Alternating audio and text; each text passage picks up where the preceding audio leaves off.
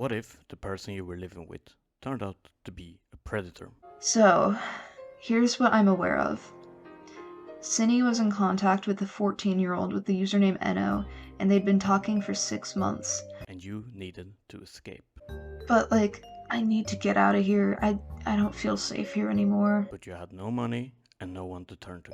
Honestly, even if Cindy did something like really fucking evil, like explicitly evil, I still would have moved in with her at that time because nobody else would take me. This is the situation Birdie found itself in while living with Cinebear03. Let's present the players.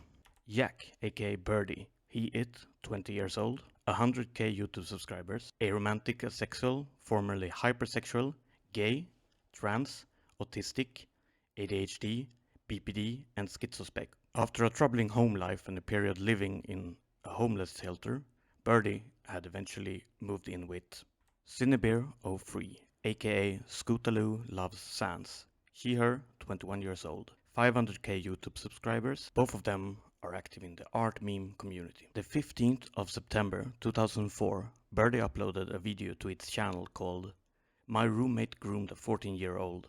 I Need Help. Okay, I have to be kind of quiet because Cindy is in the other room because she called in sick from work today. In which he proceeds to explain how he has been made aware of the fact that Cinebear has been grooming a 14-year-old for several months. Birdie asks for donations to their GoFundMe that they have set up in order to help them escape their living situation with Cine.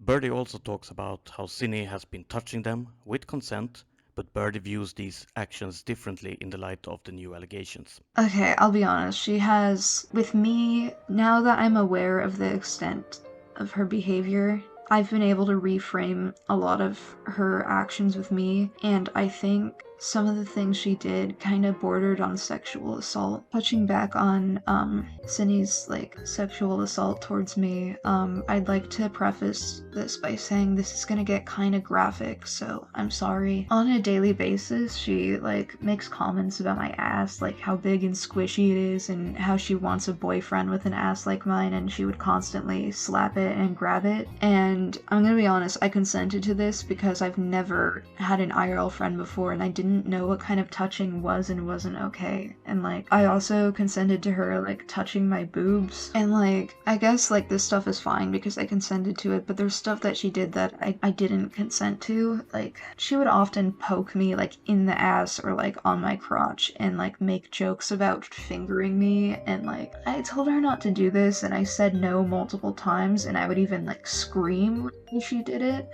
But she did it even as recently as like a few nights ago, I think. Birdie then confronts Cinebear with his knowledge of the grooming and tells her he's going to have to move out. I know. And she told me because I deserve to know. Uh-huh.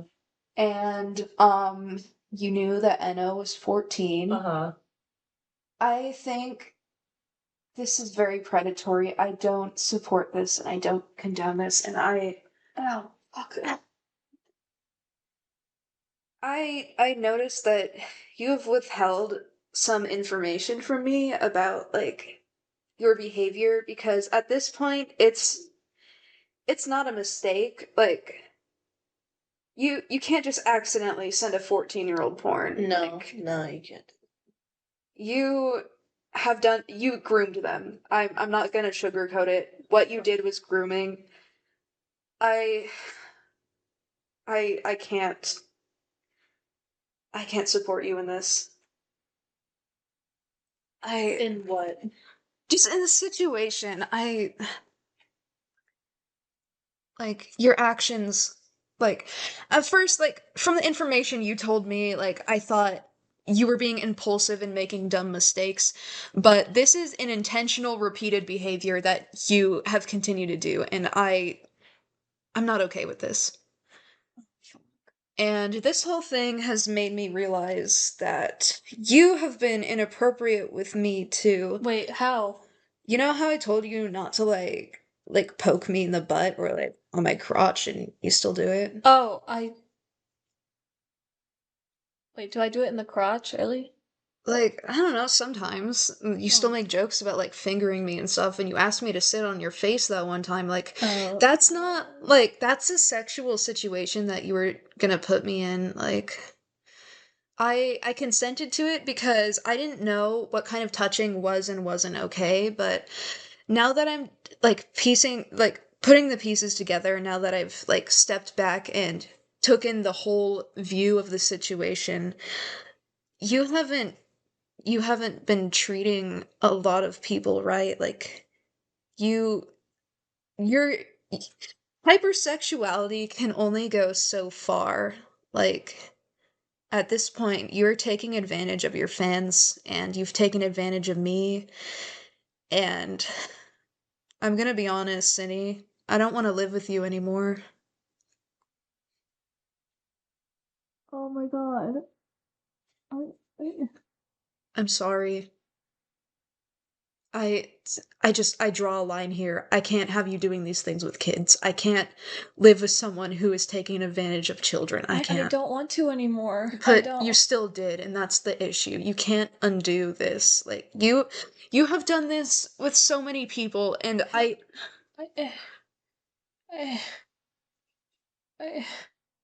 it's okay. I just no, no, no. No, I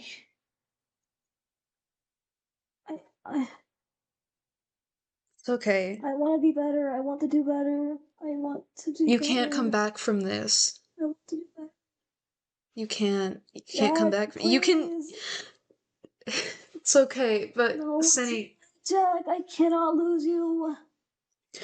I don't feel safe here anymore after learning what happened.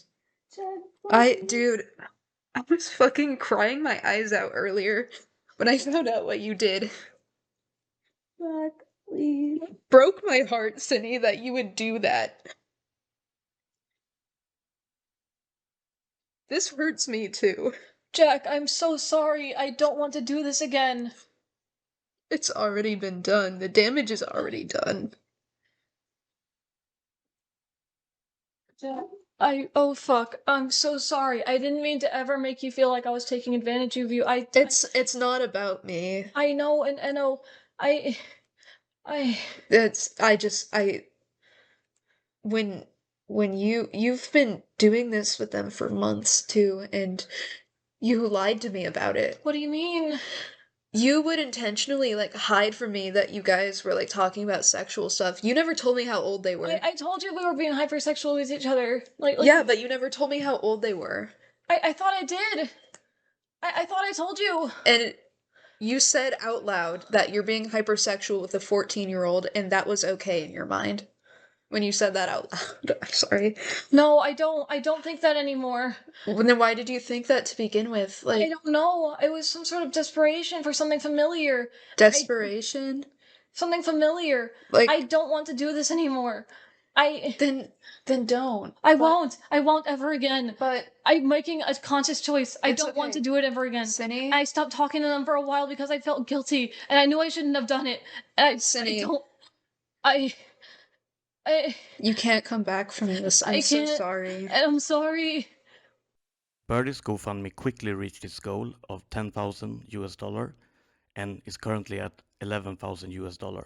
So, a predator was outed and someone was helped out of a bad living situation. A good outcome, but is everything really what it seems?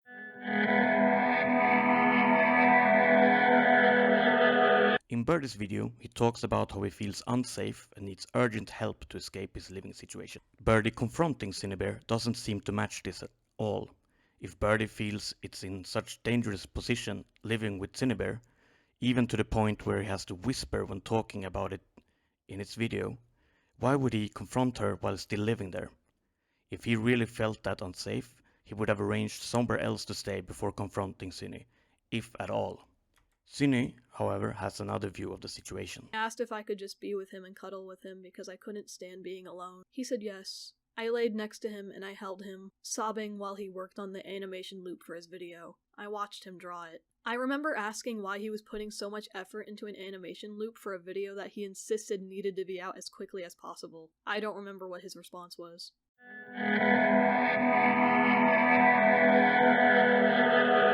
Birdie has to get monetary help because he has nowhere he can go. This is also highlighted when he talked about how he would have moved in with Cinnabear no matter what, because he had no other options. He has also previously talked about how his family is abusive and has treated him horrible. This seems to contradict what he says when he talks about him and Cinnabear celebrating holidays with Birdie's parents and going on vacation with his family. We celebrated Christmas together, we celebrated Thanksgiving together. My whole family treated her like she was part of us. Even my parents. We went on vacation with family in Seattle for 4 days very recently. My grandparents paid to fly me and Cindy out to Seattle, and they don't even know her. They gave her $300 to spend in Seattle, and they didn't even know her. They were so kind and generous to her.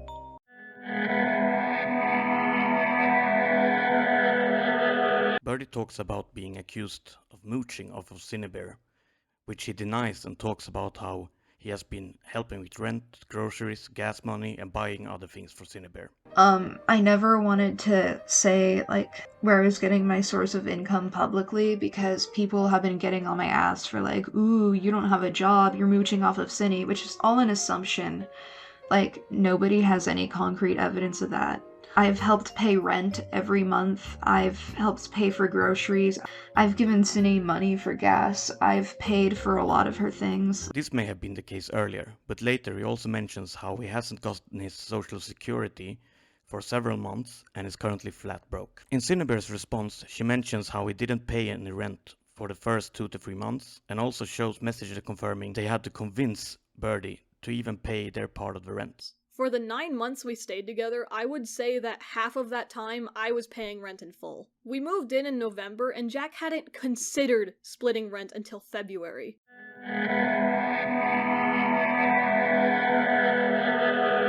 Birdie talks about how they know about an earlier situation where Cinnabear was talking inappropriately with another person, a 17-year-old. She sent Pee-wee porn after they'd only been talking for a week. Birdie also talks about how he knows Cinnabear has sexual conversations and sends inappropriate material to all of their friends.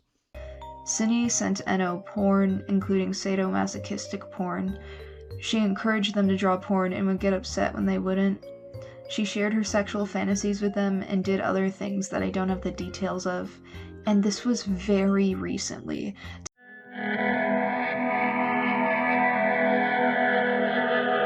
First of all, these people are complete degens. This is why my parents told me to go outside and play when I was a kid. These people grew up in degenerated Gooner discords, and I genuinely feel sorry for them.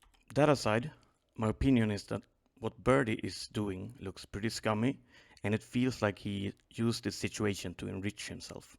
Someone who has never worked a day in his life, someone who is apparently unable to show up to a meeting to keep his social security in check, someone who has an audience of over 100k subscribers on YouTube, but has been unable to monetize it at all. Well, if you are a bedblob, maybe this is the easiest way to score some cash. The whole GoFundMe seems disingenuous. It has fan art of Cinnabear on the banner, and in it, Birdie also admits to entering a fake zip code. Also, this might just be me, but in what world does someone need 10k to move in with a new roommate? Especially since this apparently isn't an emergency where they're afraid for their life and need to get out ASAP. To me, this seems like someone who has taken advantage of their fans, who are probably young with limited resources already. Please don't take this as me supporting Cinnabear. For someone like me from outside this community, this isn't an issue with two sides. I think Cinnabear is retarded in their own way. These are two dysfunctional individuals with a lot of mental illness, but probably not the things they have self-diagnosed themselves with.